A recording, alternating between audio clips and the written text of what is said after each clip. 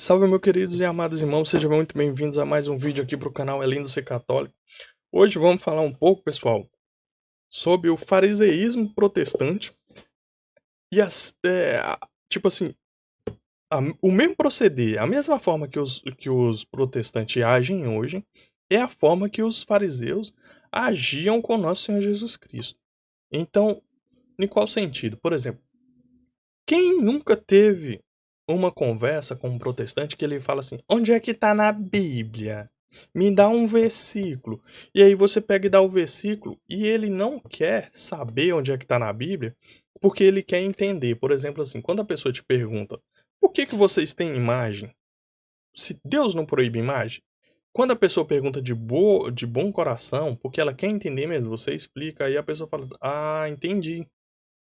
Não, mas eles não, eles perguntam assim: "Onde é que tá na Bíblia que sabia que Deus proíbe imagem?" Você fala: "Deus não proíbe imagem, Deus proíbe ídolo". E aí você começa a explicar, 10 segundos depois ele tá te perguntando a mesma coisa: "Onde é que tá na Bíblia que pode ter imagem?" Porque ele não escutou. Ele não tá te perguntando porque ele quer se converter, ele tá te perguntando porque ele quer te pôr à prova, da mesma forma que faziam os fariseus. Os fariseus perguntavam as coisas para o Senhor Jesus Cristo, não porque eles queriam entender e queriam se converter. Eles perguntavam para.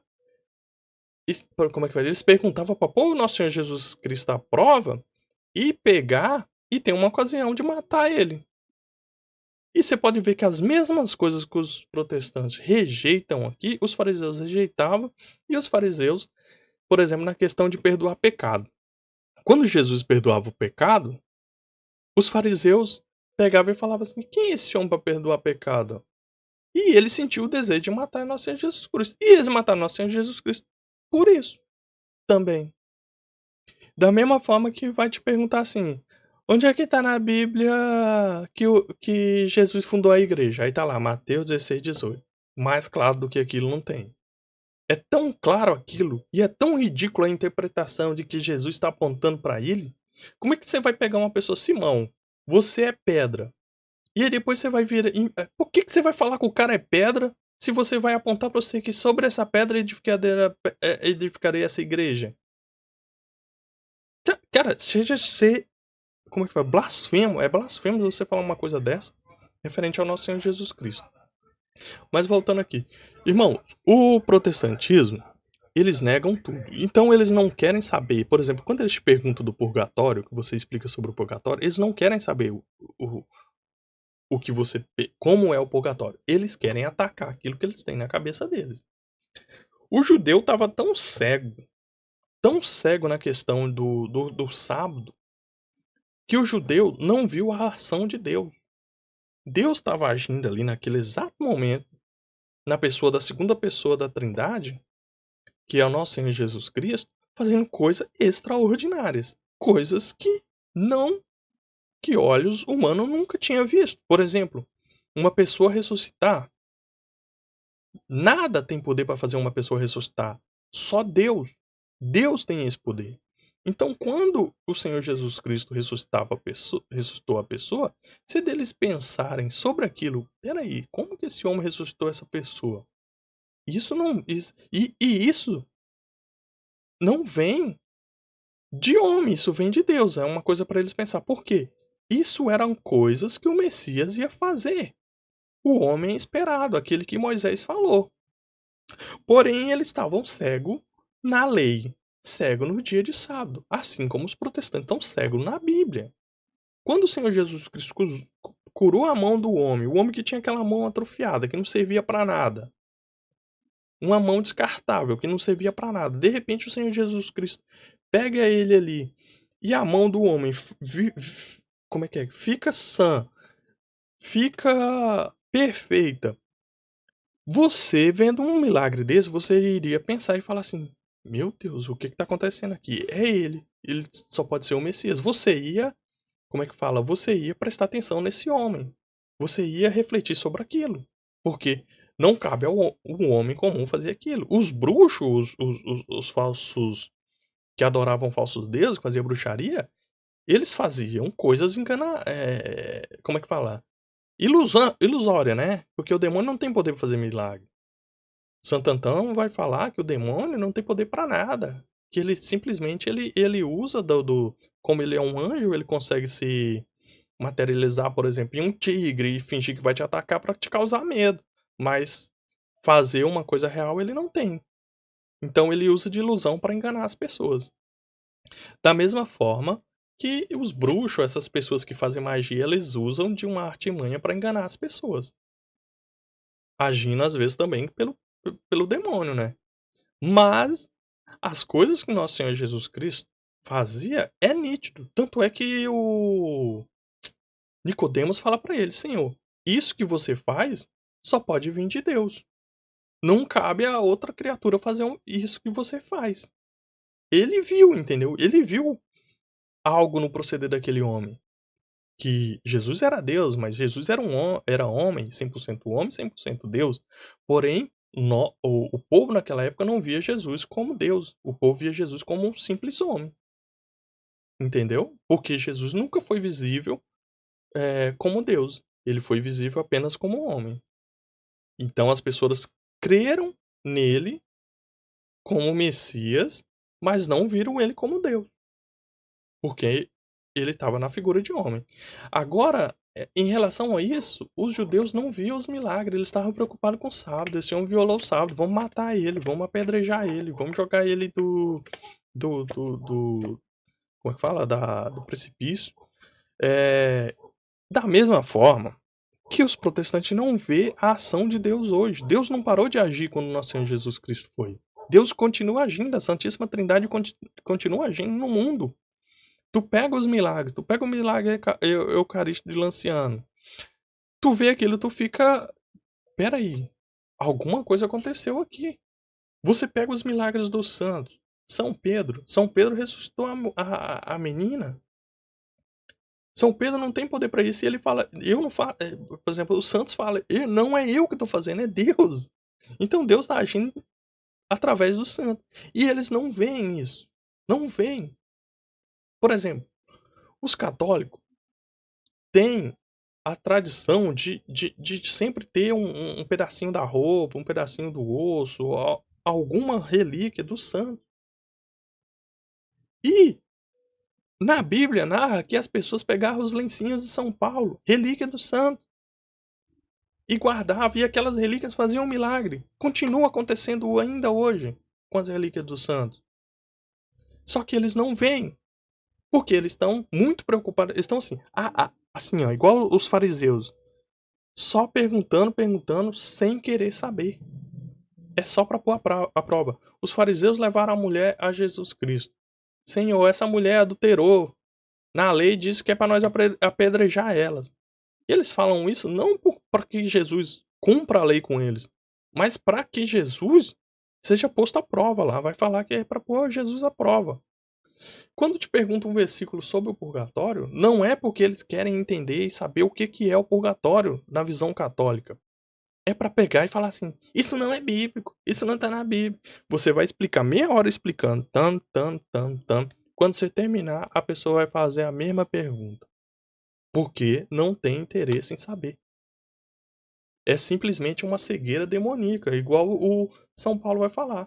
Estão revestidos com o véu do diabo e só será, como é que é? Só entenderão as coisas quando se converterem ao Senhor Jesus Cristo. Se converterem à verdadeira fé, à verdadeira igreja. Aí sim, tanto é que muito depoimento de protestante, de conversão, eles falam: "Tem versículo que eu li a Bíblia 10 vezes, 30 vezes e não via". E agora como católico, quando eu fui ler, eu falei: "Onde é que tá esse versículo que eu não vi?". Por quê? Essa cegueira que eu tô falando, tá assim, ó, pedindo versículo não para se converter. Porque eles vão te pedir um versículo, quando tá a intercessão do santo, aí você vai falar: "Aqui ó, isso aqui é a intercessão do santo". Aí ele vai falar: "Ah não, esse aqui não vale, agora eu quero 5 versículos". Aí você vai dar os 5 versículos. Eles vão te pedir mais 5.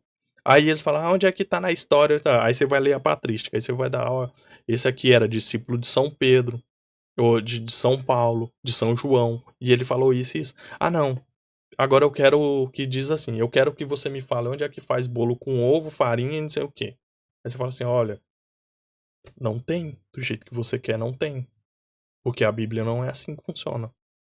Ah, me dá na Bíblia onde é que tem a Nossa Senhora Aparecida. Você fica assim, meu Deus, que pergunta ridícula, cara. Acorda. Jesus Cristo, não é possível. E isso vai acontecer sempre. Esse livro mesmo do padre, como é que é o nome? Júlio Maria. O padre Júlio Maria vai responder as 20 questões que eles fazem, dando vários versículos. Eles creram? Não. Eles perguntam para entender? Não. Eles perguntam para poder botar a prova. Para pegar. Porque, tipo assim, na cabeça deles tem uma coisa que é totalmente diferente daquilo que está na Bíblia. E eles saem aí falando. Tanto é que não tem uma igreja protestante. Tem 50 mil seitas. Nesse exato momento agora que a gente tá fazendo esse vídeo aqui, nesses 15 minutos, tem o quê? 11 minutos? Já deve ter nascido umas 5, 6 seitas aí, ó. Ou mais, né? Nas garagens. Quantas seitas não estão nascendo agora? E tudo de enganação. Ontem eu vi um debate no canal do Jesus Ferreira de um pastor e um católico, mas ele falava tanta besteira, gente, tanta besteira que você fica doente. Gente, mas que cegueira é essa? Enganando as pessoas e todo mundo, todos nós temos parentes nessa seita. Temos parentes que foram enganados e pessoas que realmente amam nosso Senhor Jesus Cristo. São pessoas que amam o Senhor Jesus Cristo, mas são enganados por esses falsos profetas. Minha mãe mesmo está numa seita. E você vê, quando você conversa com ela, você vê ela falando de Jesus Cristo, você vê que tem amor pro nosso Senhor Jesus Cristo. Porém, tá dando ouvido a pessoas que estão enganando. Ou por ignorância, ou por ignorância da pessoa também, que funda uma seita achando que tá fazendo o bem, ou por pessoas que agem de mau caratismo mesmo, para ganhar dinheiro. Porque as igrejas protestantes não são nada mais, nada menos do que empresas. Tanto é que eu duvido se uma pessoa for numa igreja que dá o dízimo ali e parar de dar o dízimo um ano, se eles não vão te convidar a sair fora. Duvido. Porque tem interesse só aqui, ó. Cadê a câmera? Só aqui, no Money. Então, pessoal, não adianta você ir discutir e falar assim, eu vou dar tal versículo, para que essa pessoa se converta.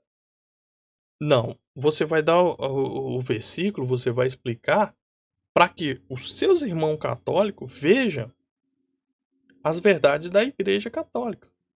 Porque se você dá um versículo esperando que um protestante vai ouvir aquele versículo e que ele vai refletir sobre aquilo, é perda de tempo. A única coisa que podemos fazer por essas pessoas é rezar. E aí sim, aqui tem uma eficácia sobrenatural que não parte da gente, mas parte de Deus. Então você bota nas intenções de suas orações a conversão dos pecadores, a conversão do povo protestante, do mundo todo, e você vai ver Deus fazer milagres. Porque nosso Senhor Jesus Cristo nos diz: pedi e vos será dado. Se for algo bom, isso lhe será dado. Então, eu vou ficando por aqui, pessoal. Eu vou mostrar aqui de novo o livro do Padre Júlio Maria. Esse livro foi eu mesmo que fiz, ó. Eu encontrei o PDF Encontrei o PDF no... Como é que fala? Na internet. Aí eu imprimi aqui numa impressora que eu tenho e encapei. Ficou legalzinho, ó. Eu gostei porque eu botei essa foto aqui do Padre Júlio Maria, ó. Olha o tanto que o Padre Júlio Maria é assustador pra seita. Com essa barba aqui, meu amigo. O cara já vai falar, nossa, como é que fala? Um papista. Mas o Padre Júlio Maria é incrível a apologética que o Padre Júlio Maria faz. E simples, de forma simples, entendeu? Leiam o Padre Júlio Maria, o nome do livro é Luz nas Trevas, do Padre Júlio Maria, e ele vai refutar os protestantes. O Padre Júlio Maria era um grande combatente em defesa da fé católica e desmascarando as mentiras protestantes. Porque é incrível. Eles sempre vão surgir com a mesma pergunta ou com umas coisas nada a ver. Interessante isso.